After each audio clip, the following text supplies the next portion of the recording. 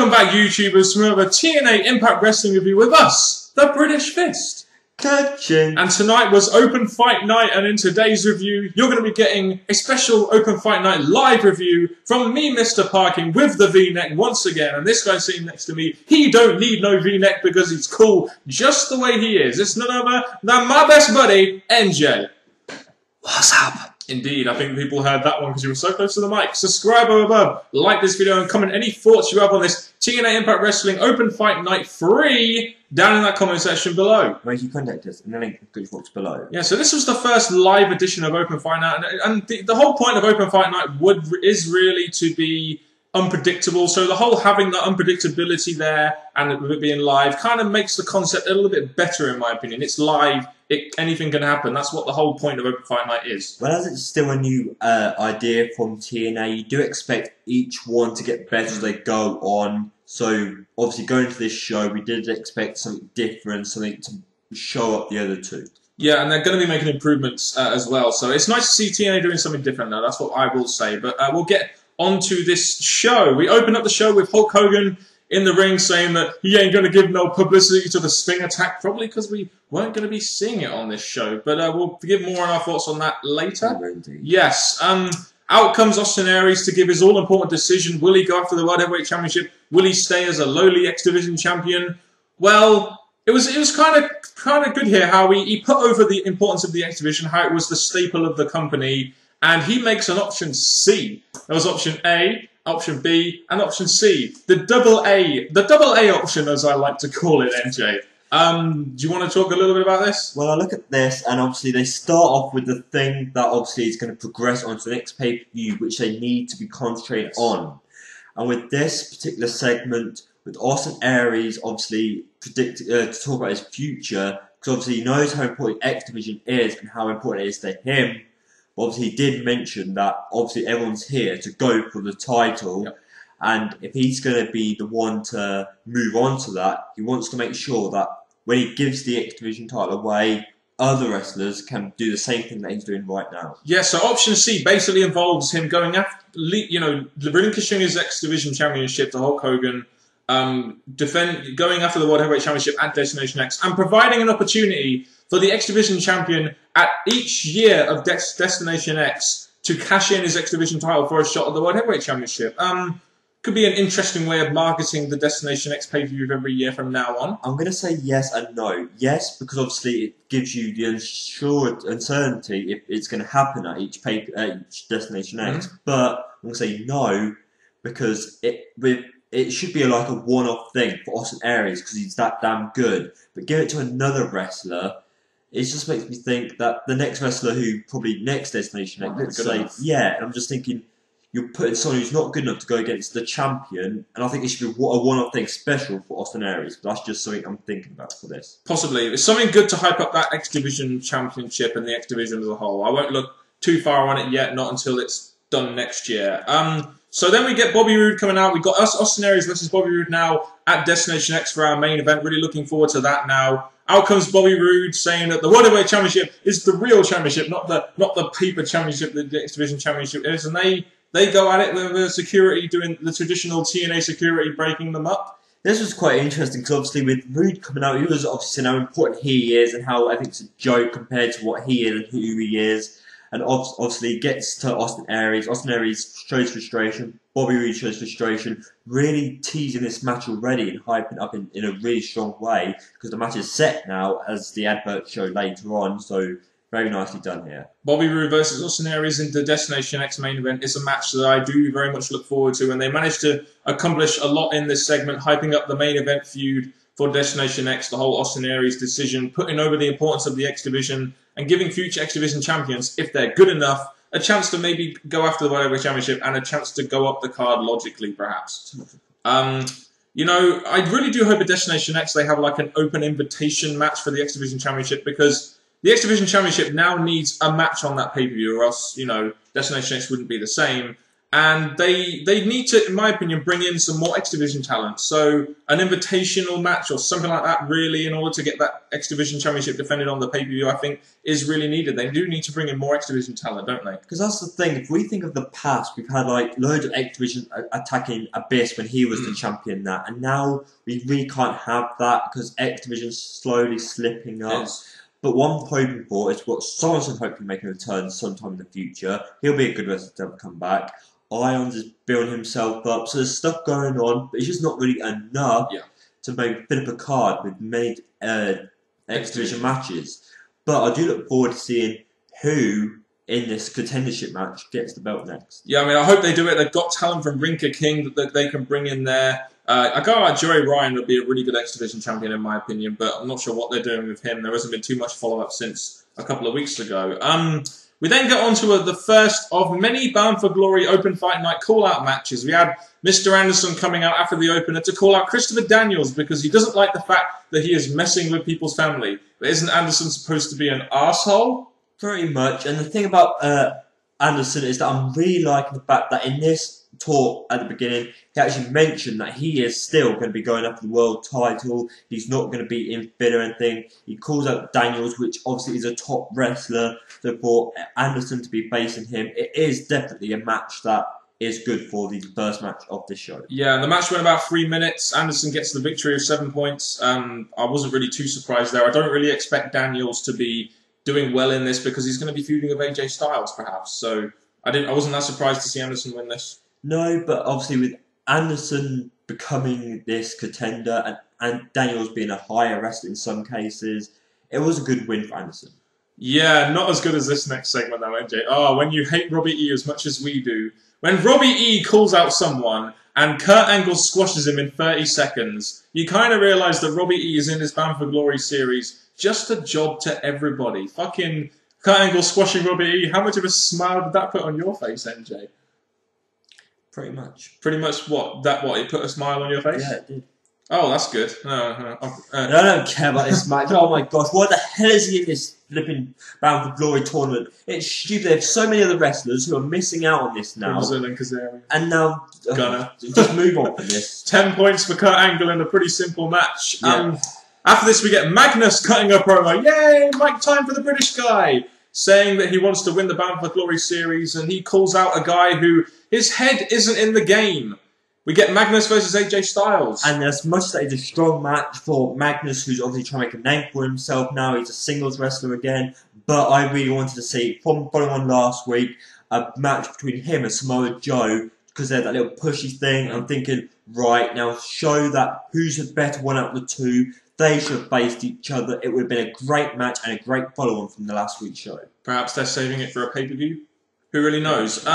You know, Magnus gets the victory after Daniels and Kaz distract AJ to give Magnus the 7 points. I do think it's important that TNA use this tournament to at least highlight a guy like Magnus who you wouldn't really think could win it, but you think that they're trying at least do something with the guy who obviously does have a lot of talent. Yeah, but now this whole AJ losing to Magnus, it makes you think, after the Bound for Glory series, what's going to happen for Magnus? Because obviously he's still going to stay as a single wrestler. They still want to make him semi-important to the company. Indeed. So Magnus gets the victory over AJ Styles, continues the whole storyline between AJ, Daniels and Kaz. So segment did a fair amount, despite the fact the match was very short, and I felt it probably should have got more time. Probably due to the fact we got a lot of these matches, but we'll move on to that in our overall force. Next we have the gut check segment. This week we had a lovely young diva who is exactly... oh, sorry, yeah, I said diva, didn't I? Knockout. Oh, my bad there. My bad, guys. For all the TNA marks out there, I am incredibly sorry.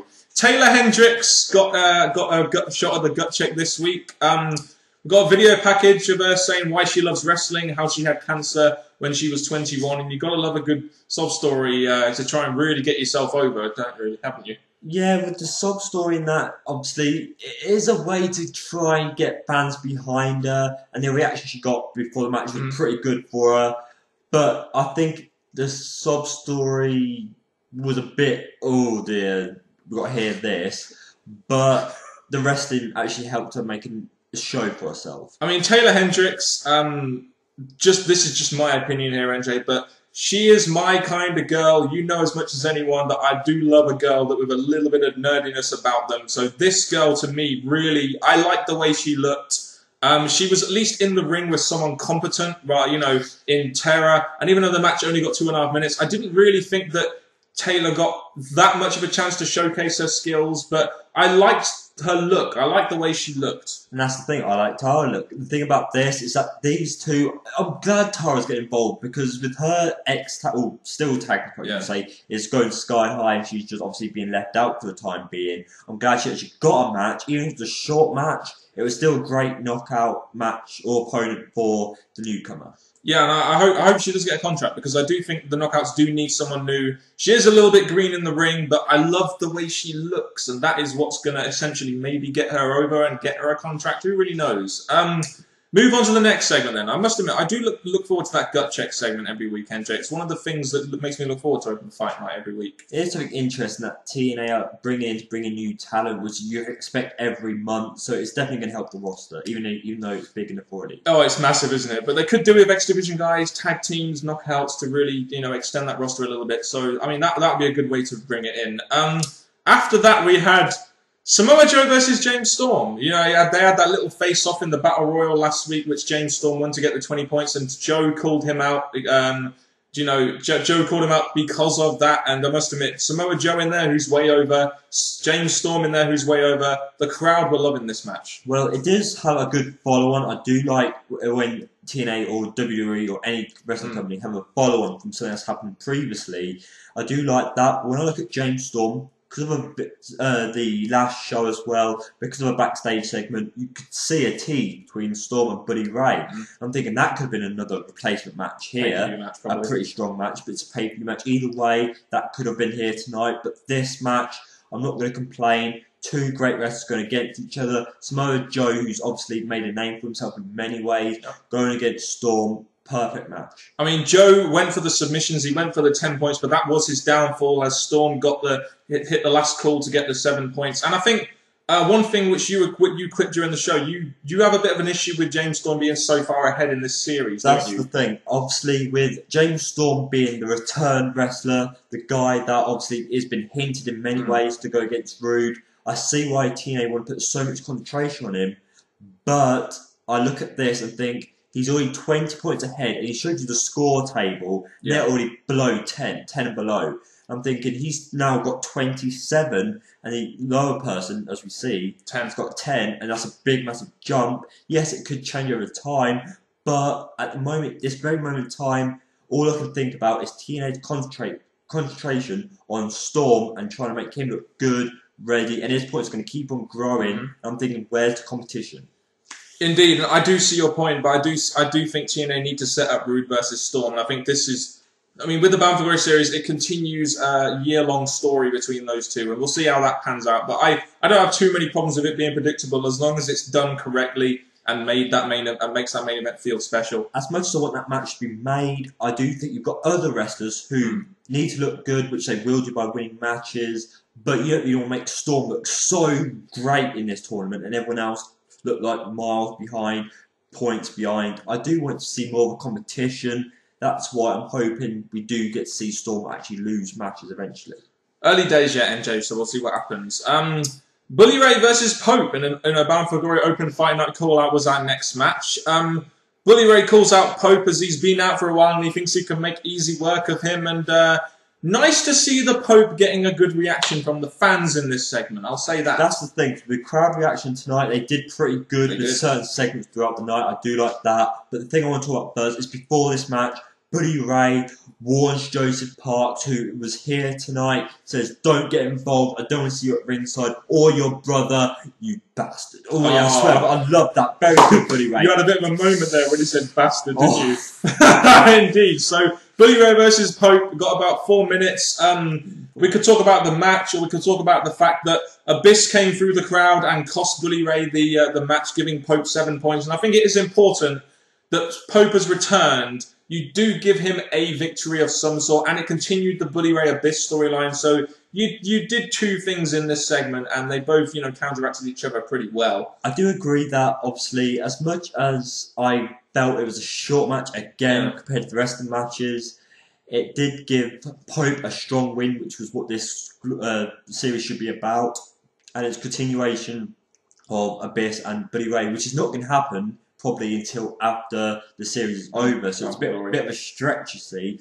But if TNA can keep us interested in this possible feud, then thumbs up to that. That's one possibility going into Bound for Glory. Maybe Abyss versus Billy Ray in a combination of what has been an interesting angle so far. So we always get a title match at the Open Fire Night, and as it was announced last week, the Knockouts Championship was going to be defended, and the 4 contenders were Velvet Sky, Madison Rayne, ODB, and Mickie James. And they had 2 segments which eliminated Madison Rayne because of the whole boyfriend thing, and ODB because of her marriage. And the segments were okay. Brooke Hogan, they weren't overly long like her daddies. Do you know what I mean? No, they're pretty good. Swiping out, getting straight to the point with this. And even though I did want to see ODB in a non-tag team title feud thing, but obviously she did make some good points why she shouldn't be in it.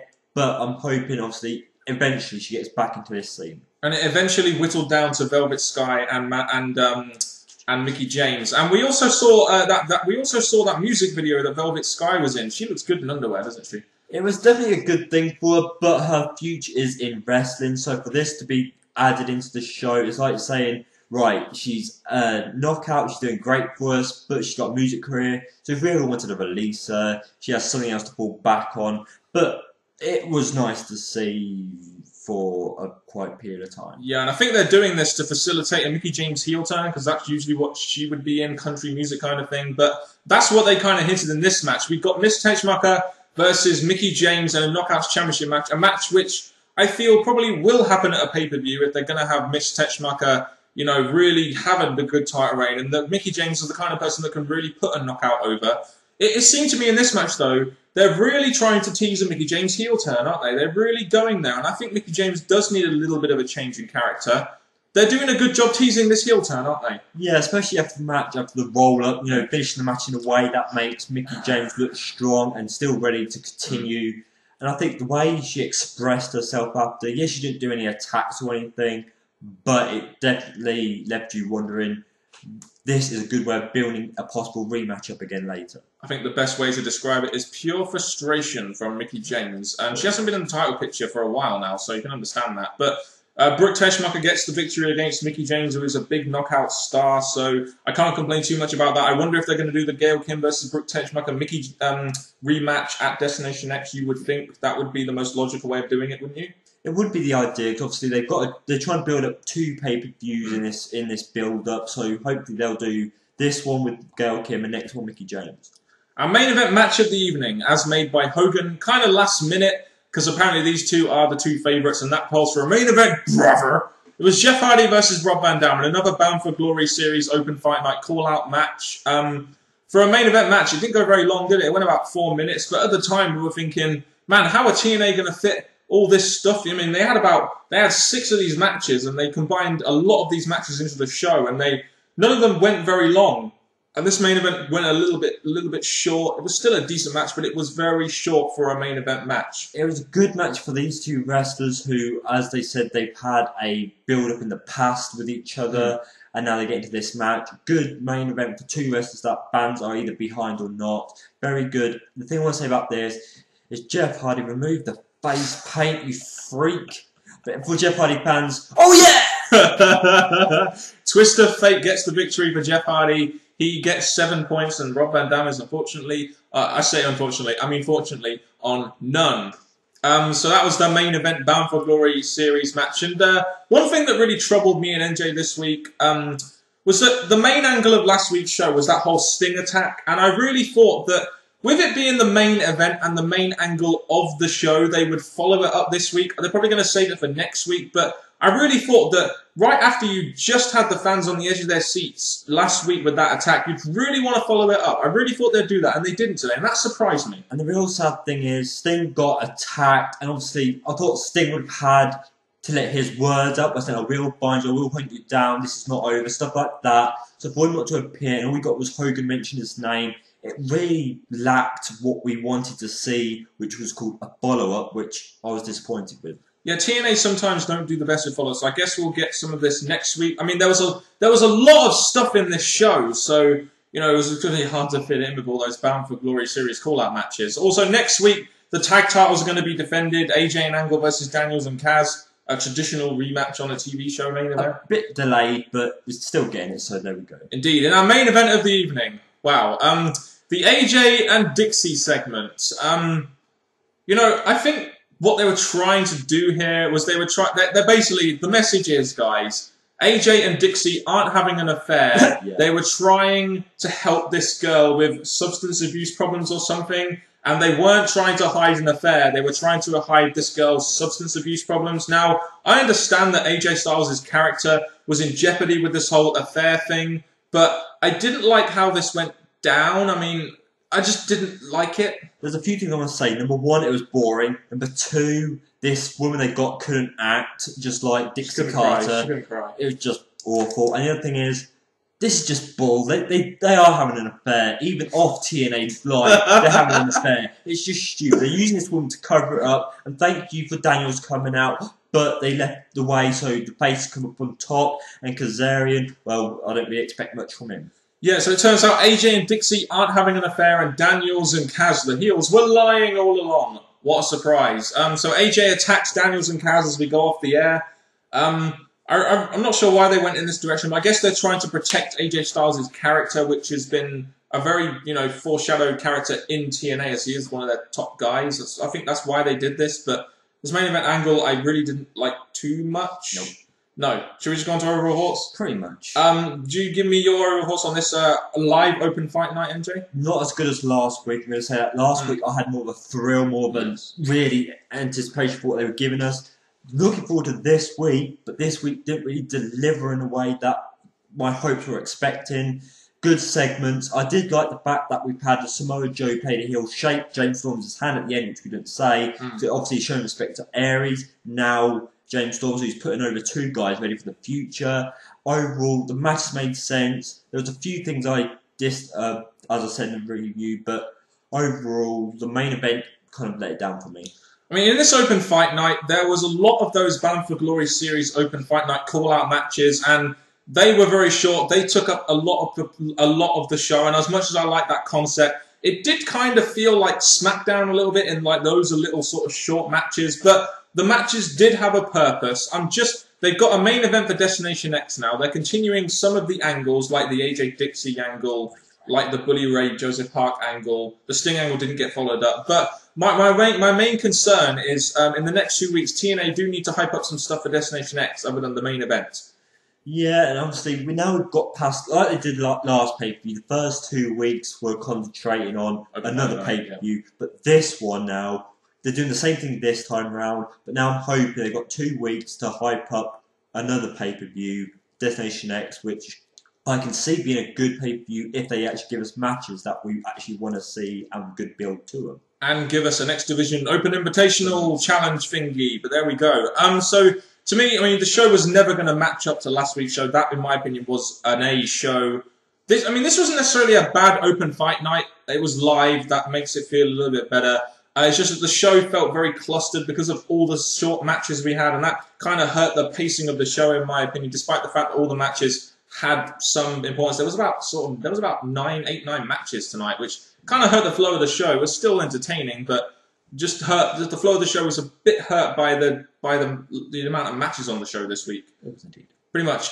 You give us your thoughts on this open fight night, TNA Impact Wrestling, in that comment section, and I appreciate we have gone a long time talking about this, but hell, when there's like 12 segments in a show, there's a lot to talk about sometimes. That's the thing, we didn't expect to go on this long, because obviously we just wanted to give a quick thought and get to the important parts, which there was quite a bit that led on to something, but thank you for watching this video. Yeah, indeed. There's always discussions here at the British Fist. Do you want to play us out, NJ? Thank you very much, people. This has been a video that we wanted to share to you. Please share your thoughts in the comment section below. Tell us the good, the bad, and the ugly. And all I can say, people, is thank you very much for watching. From the British Fist, from Mr. Parkin and me, NJ. Till next time, YouTubers. Goodbye.